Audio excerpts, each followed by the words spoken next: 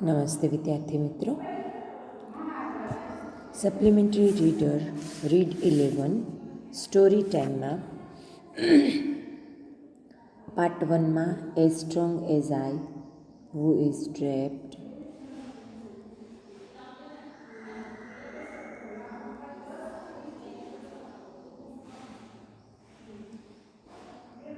deaf and dumb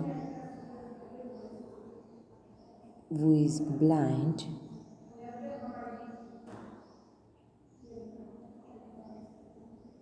the last scene, the secret letter,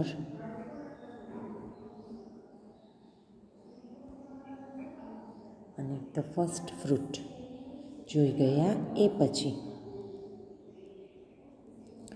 part 2માં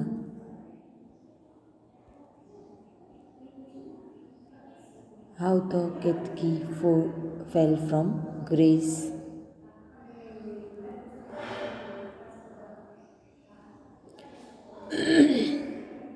friends સુધી જોઈ ગયા આપણે.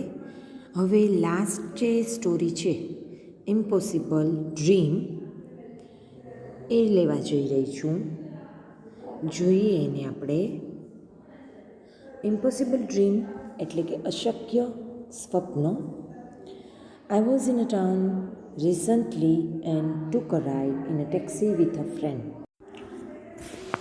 હમણાં હું એક શહેરમાં હતો અને એક મિત્ર સાથે ટેક્સીમાં જઈ રહ્યો હતો.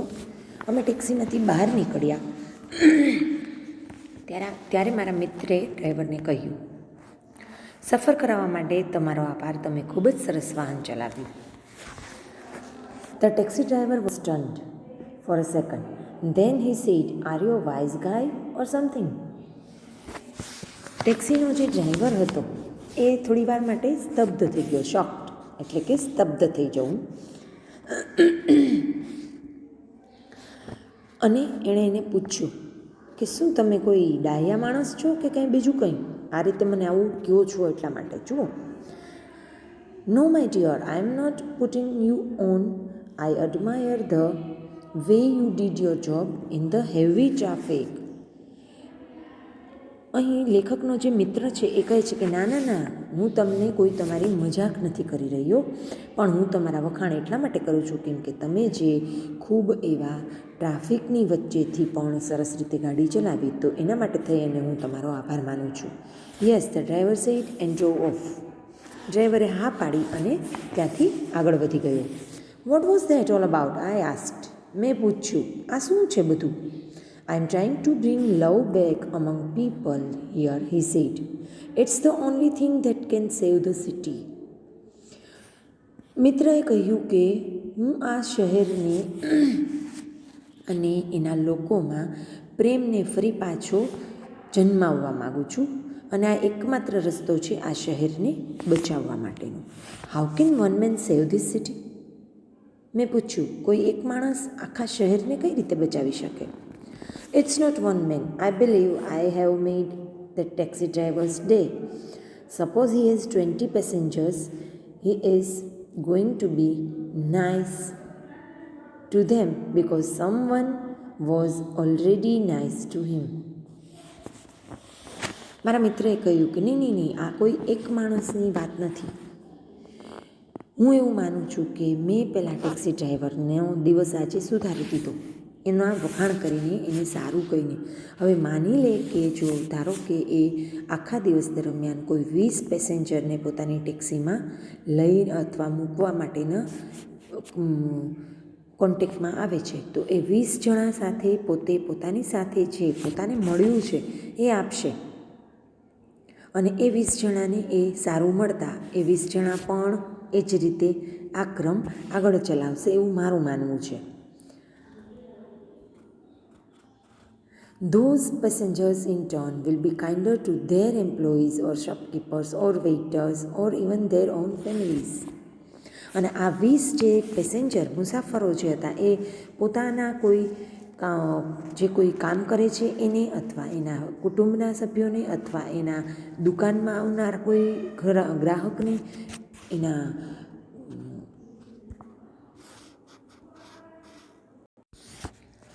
કર્મચારી, દુકાનદાર, કુટુંબના સભ્યો સાથે સારી રીતે વર્તશે. They in turn prove nicer to other people. અને આ તમામ વ્યક્તિ છે એ અન્ય સાથે સારી રીતે વર્તશે. Eventually, the goodwill could spread at least to 1,000 people. અને આ રીતે ધીમે ધીમે આ જે સારું વર્તન છે એ લગભગ સદ્ભાવના રૂપી વર્તન જે છે એ 1,000 લોકોમાં પ્રસરી જશે, ફેલાઈ જશે.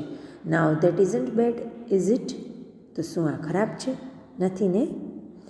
We were walking past a building under construction and saw 5 workmen eating their lunches. અમે એક ઇમારત બની રહી હતી ત્યાંથી પસાર થતા હતા અને ત્યાં 5 મજૂરો જે હતા એ પોતાનું ભોજન લઈ રહ્યા હતા. My friend stopped. મારા મિત્ર ત્યાં અટકી ગયા. That's a magnificent job you men have done. તમે લોકોએ જે કામ કર્યું છે તે ખૂબ અદ્ભુત હતું, બહુ જ સરસ હતું. It must be difficult and dangerous work.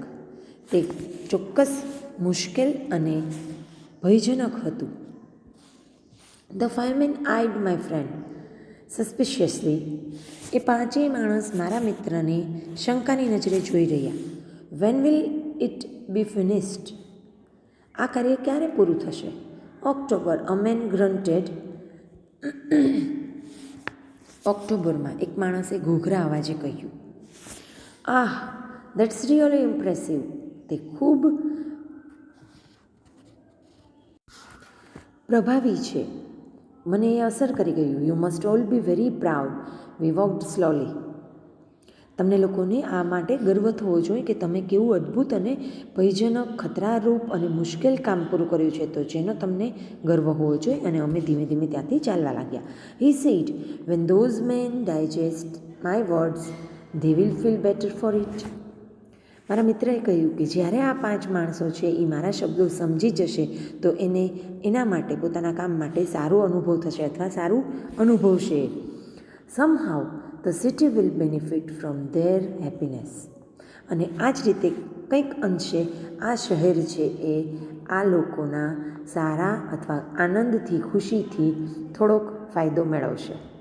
જો તમે ખુશ હશો તો સ્વાભાવિક છે કે તમે બીજાને ખુશ જ કરશો. અને તમે ગુસ્સામાં અથવા તો તમે દુઃખી હશો તો તમે જ્યાં જશો ત્યાં એ જ રીતે વર્તશો.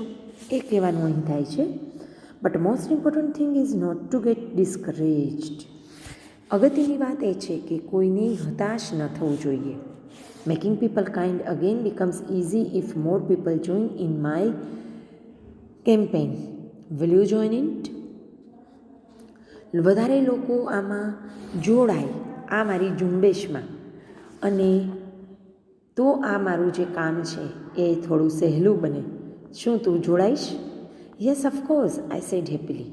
મેં કહ્યું કે ચોક્કસ હું આ કાર્યમાં જોડાઈશ. એટલે કે ખુશ રહેવું, કોઈકને ખુશ કરવું, જેથી કરીને તમે જેને ખુશ કરેલ છે એ અન્યને ખુશ કરશે. એટલે કે આ એક એવો ચેપી રોગ અથવા તો ચેપ દેવાનો છે. પણ ચેપ શેનો? ખુશીનો ચેપ, આનંદનો ચેપ, સારા હોવાનો અથવા સદ્ભાવનાનો, સારા વર્તનનો ચેપ આપવાનો છે. હું આશા રાખું છું કે તમે આ સ્ટોરીને સમજી અને આ ચેપ તમે પણ બીજાને લગાડશો. Thank you.